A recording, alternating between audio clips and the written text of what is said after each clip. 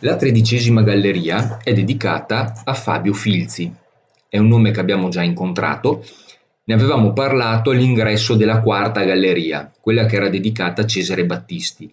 Dicevamo che sia Battisti sia Filzi vennero catturati nel luglio del 1916 durante un'azione di combattimento sul Monte Corno, se ricordate, ed entrambi vennero condannati a morte il 10 luglio del 1916 a Trento per tradimento, perché entrambi erano cittadini austro-ungarici che disertarono l'esercito austro-ungarico per arruolarsi volontari nell'esercito italiano. Cesare Battisti proveniva da Trento, Fabio Filzi proveniva dall'Istria, era istriano, comunque austro-ungarico. Il padre di Filzi in realtà era di Rovereto, si trasferì in Istria per motivi di lavoro, era un insegnante, ma quando poi Fabio era ancora giovane, il padre e la famiglia si ritrasferirono a Rovereto e lì poi si stanziarono definitivamente.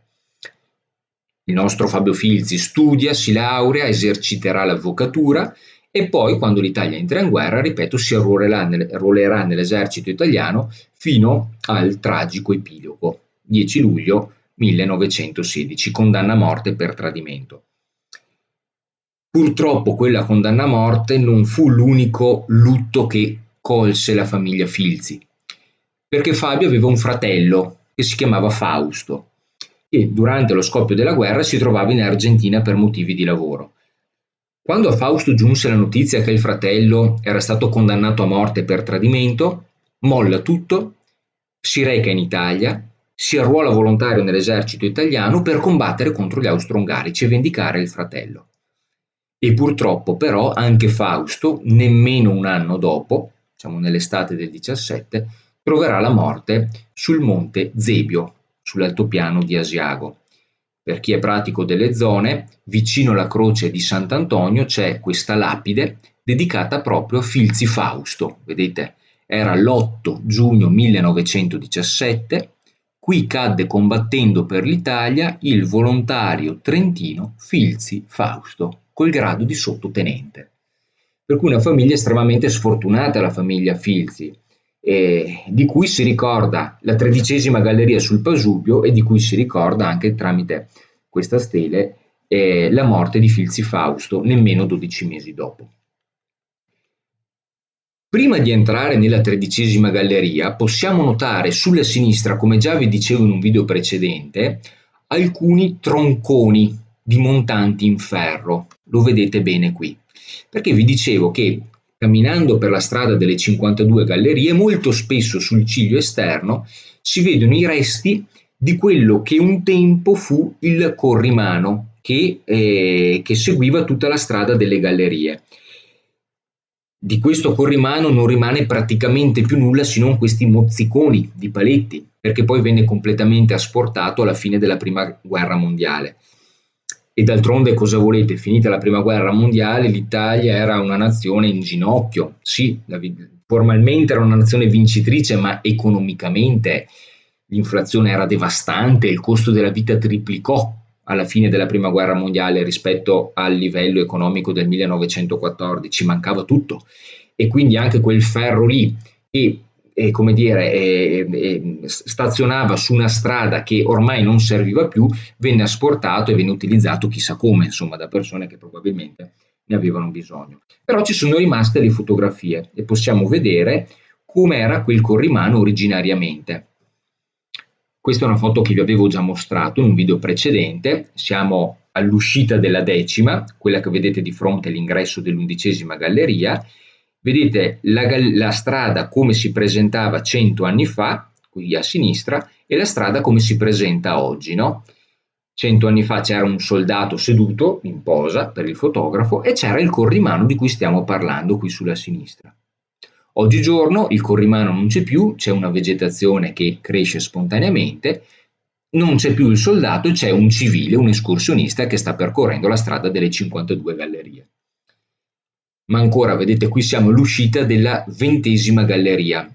Questa la vedremo meglio poi anche in seguito, è una delle uscite più belle, più caratteristiche, forse la più peculiare di tutta la strada, perché vedete da dove si esce, forse lo si vede meglio da qui. Ecco, vedete, si esce proprio da un torrione, da una specie di cono rovesciato, per cui uno esce dalla galleria e si rende conto di aver percorso una specie di bovolo, no? Quasi di scala a chiocciola senza gradini all'interno della roccia ed essere uscito poi da qui. Molto suggestivo. Vedete com'era 100 anni fa. Si usciva dalla 20ª galleria e c'era il nostro corrimano, montanti in ferro e fune trasversale, no? Parallela al terreno. Oggigiorno non c'è più nulla, per il motivo che dicevamo prima. Qui siamo invece all'uscita della 31ª galleria, siamo sulla Val Camossara, no? Sulla sinistra vedete i montanti in ferro, non c'è ancora la fune ma stanno installando i montanti, piano piano poi li monteranno anche lungo il rimanente tragitto. Oggigiorno vedete che non ne rimane traccia. Ma un'ultima foto che volevo mostrarvi è questa qui, siamo tra la seconda e la terza galleria. Vedete anche qui il nostro corrimano in primo piano, che poi prosegue anche di qui sullo sfondo, dove sto mostrando in questo momento. Questa è una foto, pensate un po', che venne scattata da uno dei protagonisti esecutori della strada, quel sottotenente Ugo Cassina che già vi citavo. Era quel giovanissimo soldato diciannovenne al primo anno di matematica all'Università di Parma. E qui vedete, proprio qui sotto, vedete quest'ombra qui, si vede un po' la testa, un po' la macchina fotografica del sottotenente Ugo Cassina che sta fotografando la strada. Ecco, è rimasta anche la sua orma. Già dicevamo che questa strada delle 52 gallerie è lunga all'incirca 6,5 km, un terzo dei quali percorribili attraverso le gallerie, per cui all'interno della galleria non c'è pericolo di cadere di sotto, evidentemente. Però i 2/3 della strada corrono a mezza costa, cioè sono stati ricavati e, come dire, abbarbicati sul lato scosceso della montagna. E quelli naturalmente erano più pericolosi perché sul lato esterno molto spesso la strada va giù a dirupo. E è vero che la strada era abbastanza larga, non è una strada pericolosa. La larghezza media della strada è circa 2,5 metri e non è una larghezza casuale, era la larghezza minima necessaria per consentire il transito ai muli, sia in andata sia al ritorno, nel doppio senso di marcia contemporaneamente. Perché vi ricordo che la strada delle 52 gallerie nasce come strada mulattiera, cioè doveva essere percorsa da muli, e quindi doveva avere le caratteristiche tecniche per consentirlo, e strada d'arroccamento, e quindi una strada funzionale al rifornimento delle prime linee che si trovavano in cima al Pasubio.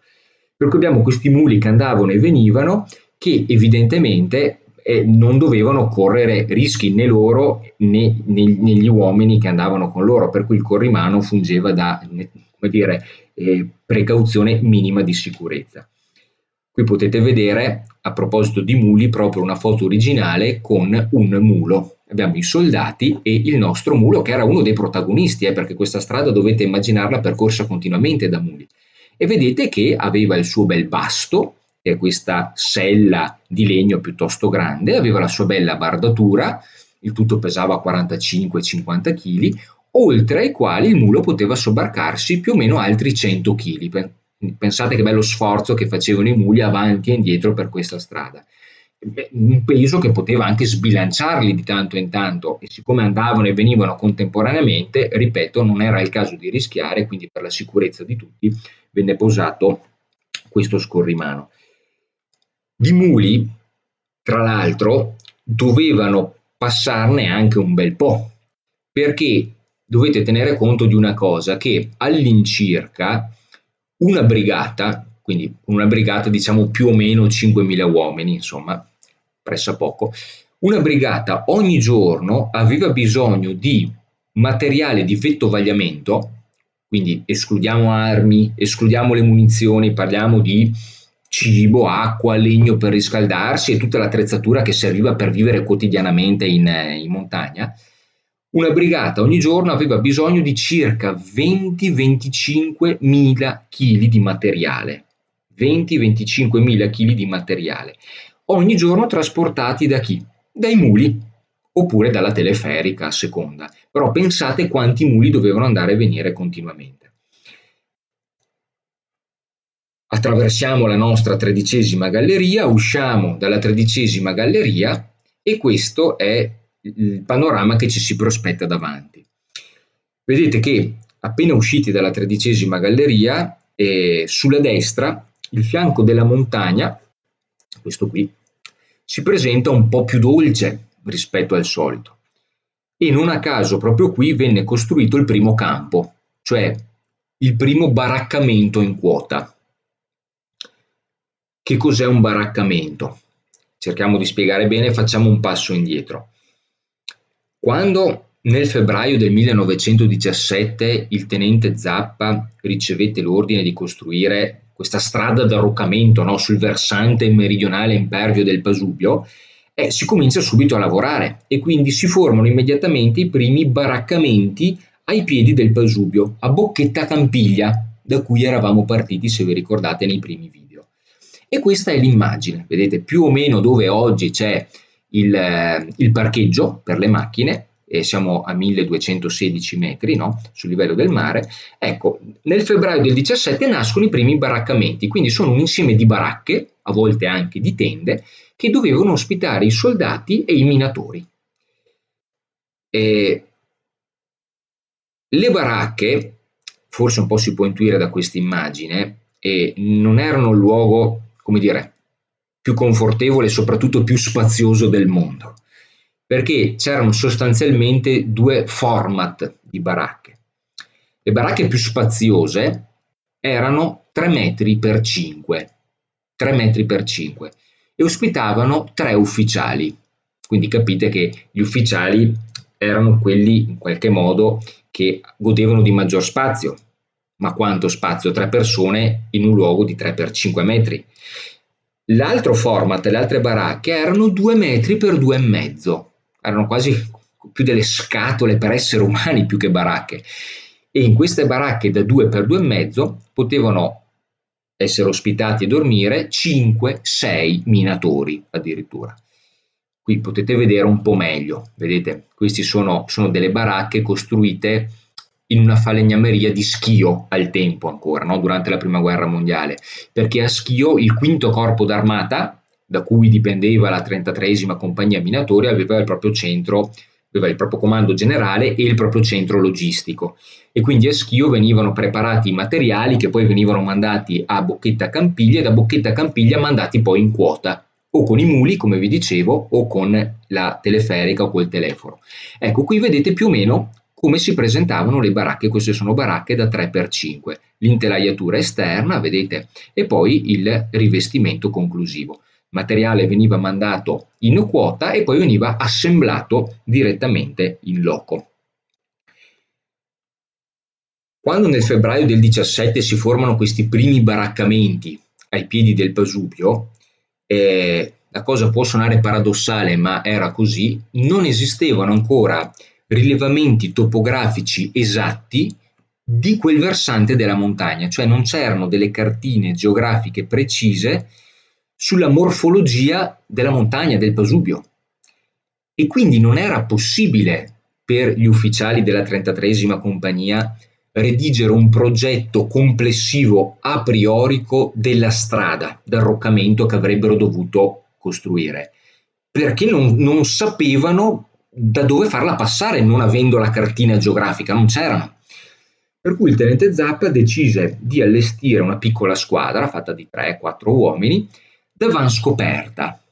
E quindi erano soldati, tra questi c'era anche Ugo Cassina, quel sottotenente 19enne di cui vi parlavo prima, che dovevano spingersi 100, 200, 300 metri più in là, attraverso la neve, attraverso la roccia, a volte col piccone, a volte con l'esplosivo per aprire una strada d'accesso, per capire come era fatto questo benedetto versante meridionale del Pasubio, che non si conosceva esattamente. E guardate che la cosa era particolarmente pericolosa, perché i lavori cominciano nel febbraio del 17, era ancora pieno inverno, nevicava, e in un paio di occasioni più di qualcuno rischiò davvero la vita. Un episodio in particolare, ad un certo punto Cassina, insieme ad altri commilitoni, si stava spingendo più avanti in avanscoperta per capire da dove far passare la strada, e a un certo punto cade di sotto e fa un salto di 50 metri. 50 metri in montagna significa con ogni probabilità lasciarci le penne evidentemente, no? E invece lui si salva miracolosamente perché cade su un accumulo di neve. Tenete conto che la neve poteva accumularsi in alcune zone, se soffiava un certo vento, eccetera, anche fino a 8 metri. Per cui fu veramente miracolato perché cade da 50 metri, questo accumulo di neve attutisce il colpo e lui ne esce praticamente incolume. Oppure in un'altra occasione lui e altri due commilitoni scivolano da una china erbosa in questo caso, non riescono a fermarsi, a un certo punto si ancorano e riescono a fermare il moto della discesa subito prima del precipizio, però c'era mancato poco. Insomma, la cosa era pericolosa. Vi ricordo che durante la costruzione di questa strada morirono 4 persone, no? Precipitati dalla montagna. Ecco, cosa dovevano fare questi, diciamo, avanguardisti, cioè costoro che dovevano andare in avanscoperta per rilevare la morfologia del terreno? Dovevano scattare delle foto, tornare al campo, quindi al baraccamento di partenza, mostrare le foto agli ufficiali, i quali le avrebbero studiate e di volta in volta decidevano come far procedere la strada. Quindi è una strada che procede empiricamente, come dire, navigando a vista, diciamo, no? Di pezzo in pezzo. E quindi ogni volta decidevano se far passare la strada da destra, da sinistra, se ricavare una strada a mezza costa, se scavare una galleria. Non potevano saperlo prima. Ogni volta, ripeto, progettavano un piccolo pezzo in modo tale da avvicinarsi alle porte del Pasubio, diciamo l'attuale rifugio Achille Papa, no? Che era la destinazione finale. Ecco, la cosa, come potete immaginare, era estremamente ardua da realizzare. Ovviamente, mano a mano che da Bocchetta a Campiglia cominciava ad essere costruita la strada e mano a mano che si cominciava a guadagnare dislivello, e anche i baraccamenti, cioè il campo base, veniva trasferito e portato in quota, in modo tale che i baraccamenti fossero il più vicino possibile alla zona dove avvenivano i lavori, evidentemente, no? Per rendere più agevole possibile il lavoro, la comunicazione tra mezzi, tra uomini e così via. E tenete conto che di dislivello in dislivello e di baraccamento in baraccamento in tutto ne vennero allestiti 4 a dislivelli sempre superiori, no? C'erano i baraccamenti che seguivano lo sviluppo della strada praticamente. Per cui dovete immaginare la costruzione di questa strada come una sorta di andamento a molla, perché abbiamo questo gruppo d'avanguardia, da cui Cassina, che si spingeva in avanti rispetto agli altri facendo le foto, no? E gli altri mano a mano che seguivano, e anche i baraccamenti che mano a mano si spostavano, no? Per cui qualcuno andava avanti, qualcuno seguiva, qualcuno andava avanti, qualcuno seguiva, e piano piano la strada delle 52 gallerie, o meglio la strada della prima armata, come la chiamavano i contemporanei, prendeva lentamente forma. Torniamo allora da dove eravamo partiti, vi dicevo, usciamo dalla 13ª galleria e qui sulla destra vediamo questo fianco dove venne allestito il primo baraccamento in quota. Per cui al primo baraccamento di Bocchetta Campiglia segue questo primo baraccamento in quota che si trova in questa zona qui, all'uscita della 13ª galleria. Proprio qui venne costruito il primo campo e uno dei problemi principali, naturalmente, dei baraccamenti in quota era il rifornimento dei vari materiali, cibo, acqua, attrezzature di lavoro e tutto quello che serviva ai minatori e ai soldati per vivere e lavorare a quelle altezze. Vi dicevo che il materiale partiva da Schio, dove aveva sede il quinto corpo d'armata, giungeva a Bocchetta Campiglia e poi da lì si poteva il materiale trasferire fino ai baraccamenti in quota o attraverso i muli, di cui vi parlavo prima, no? E i quali potevano sopportare un bel carico, e ammesso però che i tratti di strada fossero già percorribili, perché la strada la si stava costruendo, per cui i muli potevano procedere fino a quei tratti in cui la strada era già stata costruita. Oppure si poteva utilizzare, vi dicevo prima, il teleforo. Il teleforo è una teleferica a mano, sostanzialmente, e era il metodo più rapido e più economico per raggiungere le stazioni in quota, anche in situazioni meteorologiche avverse. E proprio qui, sulla destra, all'uscita della 13ª galleria, giungeva uno dei 7 telefori che erano stati allestiti nella zona del Pasubio.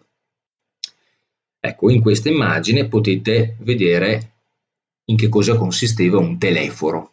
era questo marchingegno qui, vedete? Era una teleferica a mano, qui restituita dalla fotografia, vedete è un momento in cui gli addetti al telefono sono in pausa, perché vedete che il telefono qui, la fune, è bloccata da questo bastone, e qui vedete che gli addetti stanno mangiando, no?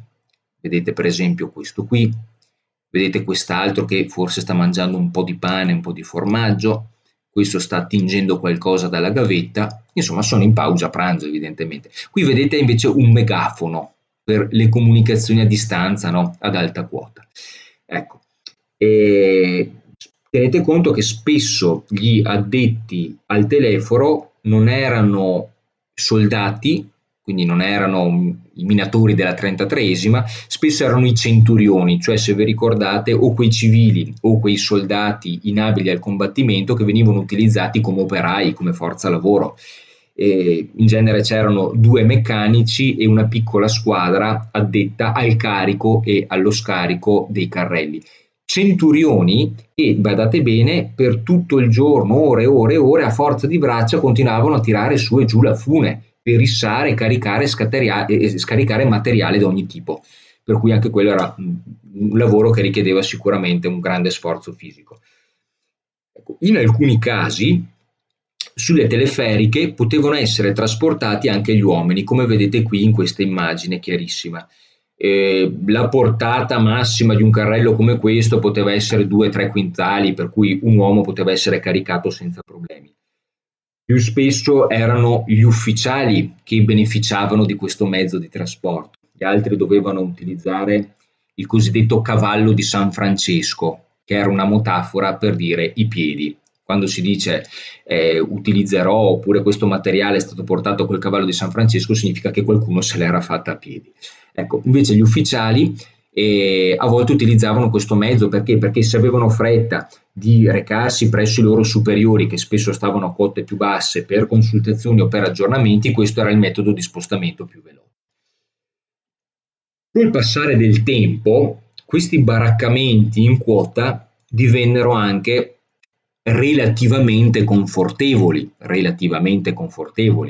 E, per esempio, giunse l'acqua corrente.